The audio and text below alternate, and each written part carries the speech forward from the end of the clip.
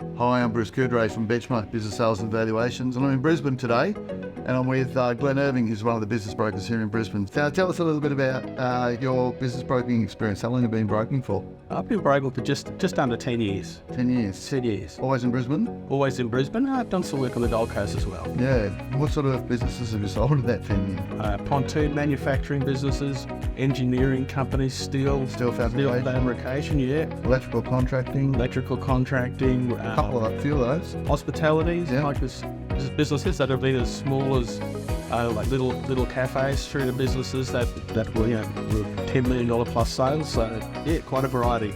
And your background's in signs and that sort of manufacture of those products? Yeah.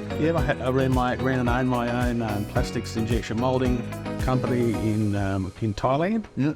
And prior to that, I had my own signage and plastics manufacturing business at Eagle Farm in Brisbane. Yeah.